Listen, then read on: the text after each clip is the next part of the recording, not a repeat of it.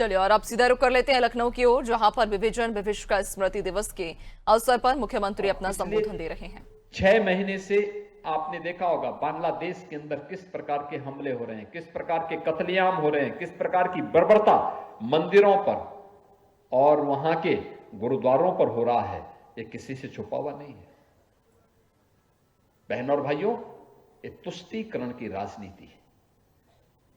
जब तक देश के अंदर चलेगी, जब तक वैमनस्यता इस देश के अंदर इसी प्रकार से चलता रहेगा और गुमराह करने की रणनीति इसी प्रकार से चलती रहेगी, इस समस्या का समाधान नहीं है।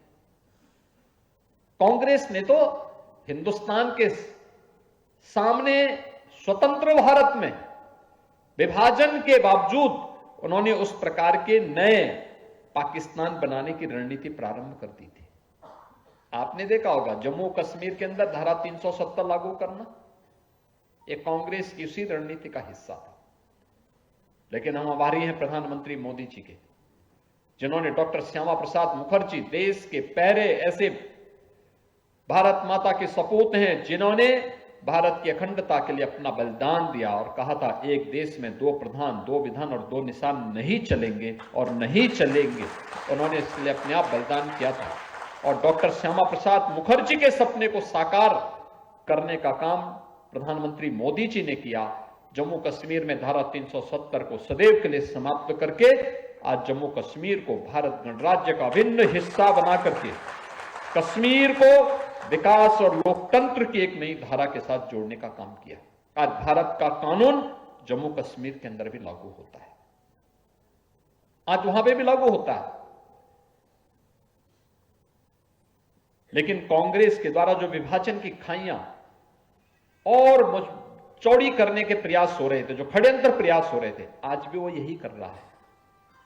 आज भी वो यही कर रहा है, गुमराह करती है। याद करिए, ये वही कांग्रेस है जिसने स्वतंत्र भारत में बाबा साहब डॉक्टर भीमराव अंबेडकर के न चाहने के बावजूद धारा 370 कश्मीर में लगाई।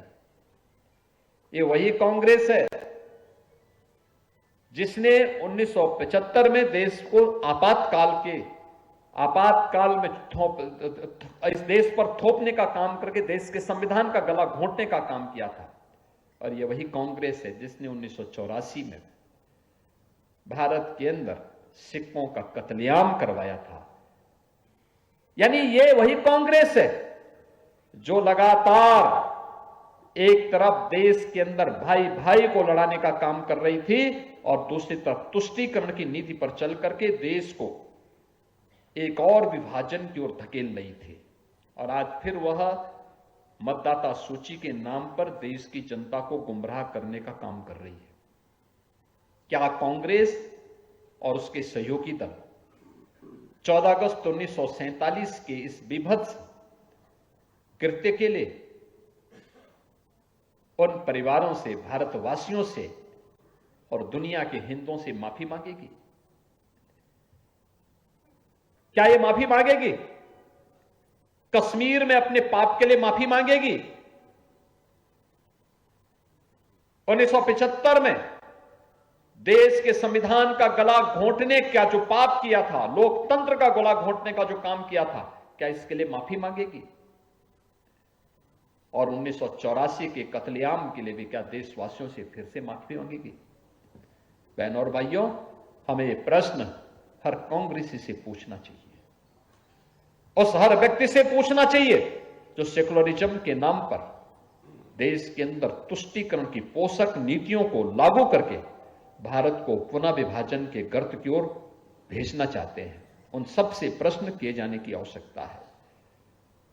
सच पर बहुत देर तक धूल नहीं झोंकी जा सकती। सत्य हमेशा सत्य होता है।